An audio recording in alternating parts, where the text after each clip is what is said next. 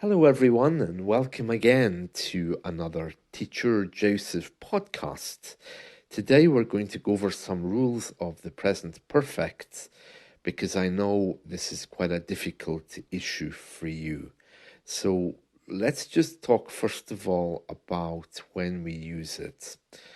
Well, first of all, the present perfect exists to talk about things outside of time. Okay, so if the question involves time or is somehow about time, then of course you need to use the past tense. Where were you yesterday? I was in the bar. Why were you not at work yesterday? I was sick. Okay. The past tense, as I've given you examples there, is a big archive of time and dates, but not everything fits into that very well.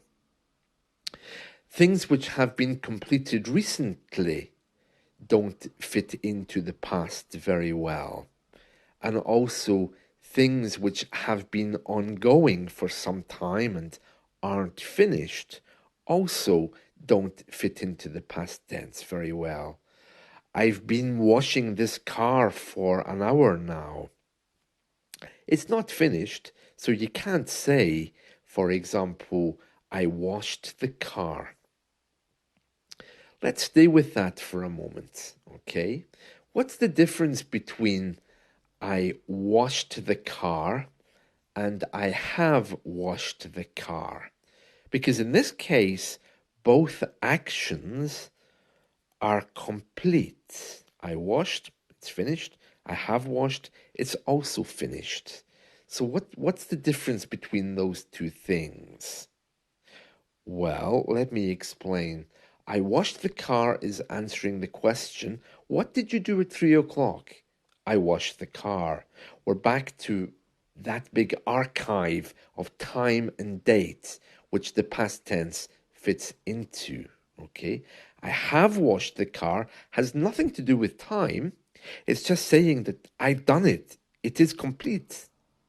I have washed it. So it's no longer about when I washed it. It's answering the question, what have you done? I have washed the car. Time in this case is not important. So let's just reflect on that a little bit further with these examples. Okay. I washed the car is answering the question, what were you doing at 3 o'clock today? Oh, I washed the car, or I was washing the car. And in the present perfect, what have you been doing? Oh, I've washed the car. Or what have you done? I've washed the car. Now, think about the implications of this. Imagine you're out with a group of friends, you all go to the coffee shop, and your friend says, hey, how have you been? If you begin saying, oh, I went to the shops, I walked the dog, I won Customer Services Person of the Year award at work, your friend will say, okay, I didn't really need to know a list of events. I'm only asking what you've been doing. So your past tense there is not appropriate. But imagine that you meet a friend that you don't want to talk to. Maybe not a friend then, maybe an enemy. And they say, hey, how have you been? Or how are you?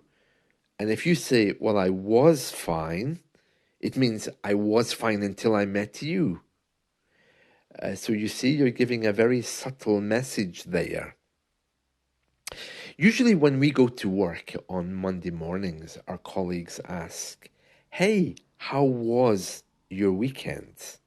And that's because they're looking for solid times and dates. Oh, I went to the park with the kids. Did you see the storm on Saturday? Wasn't it terrible? They don't really care. If they did care, they would say, how has your weekend been? Yeah. Or they might ask it in a different way using the present perfect. And that would give you the chance to respond, oh, it's been fine. Yeah, it's good. Although usually we don't use the continuous because that might indicate that it's not over yet. So it would be better to say something like, it had been fine, using the past perfect, and then you can change it to build up to the present perfect. Yeah, it had been fine. Thanks for asking. Um, I've been very busy with the kids recently, so I didn't get the chance to enjoy it so much. You can vary your tenses so it's not so time focused, and this is really very, very important.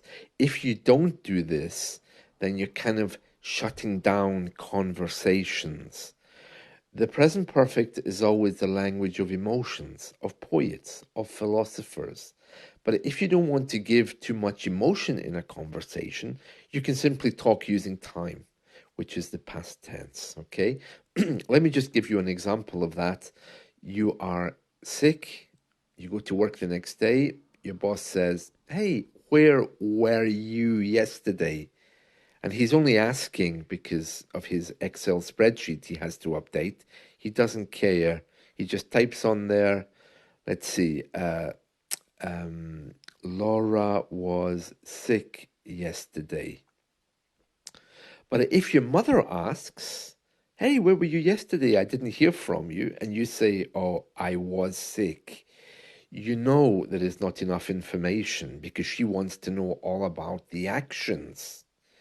She's not really concerned about time. She wants to know exactly how you have been. Oh, really? How are you now? How have you been? Had you visited a doctor? Had you been very sick? What did it look like? So for her, time is not important. So she's going to jump into the past perfect, leading up to the present perfect, leading up to now. These are just a few examples, okay?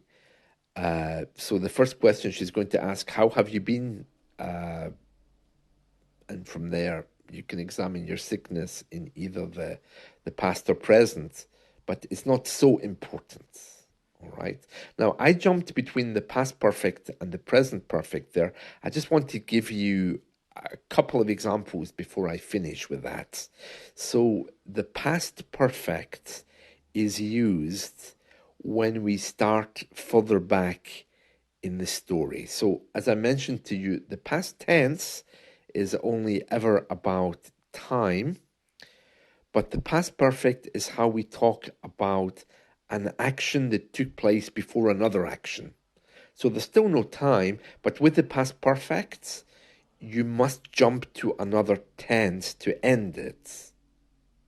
For example, I remember once I had been walking in the street and I met my friend. So I started with the past perfect and then I jumped to the past. Once I went to Spain to live, but now I am happy in the UK. So again, I started and then jumped forward after using the past perfects. Okay. So in the case of being sick, your mother might say, "Oh my goodness, you've been sick. How can I help?" Okay, so she's not going to say, "Oh, you are sick," because she doesn't care about time. So the present perfect is the language of emotion and also the language of the arts. And it also allows you to talk about those things which are infinite. It would be a bit weird if you said, "Yeah, I loved my daughter yesterday, but I don't love her today." So you see what I mean? Love is such a big subject. It doesn't easily fit into things like the past tense because it's one of those things which is always with us. So you have a choice as well when you can use the past tense or the present perfect, depending on how emotional you feel. If it's your colleague, you can ask, "How was your weekend?" Or simply, "Hey, how has your weekend been?" or what have you been doing at the weekend would maybe be a more appropriate thing to ask since it's over now. What have you been doing at the weekend? So those things make you more open to relationships and friendships than using the past tense. People that use the past tense all the time are people who are either closed emotionally or are people who don't want to use it. Uh, just to end on that, Americans don't often use the past tense, and that's because just culturally they don't use it. But you've heard the stereotype. We all think Americans are very rude and loud, and that's probably where it comes from. Something as simple as not using the present perfect, you know? They love the past tense over there. That's it from me. I hope this has been helpful. Let's talk again soon. Bye.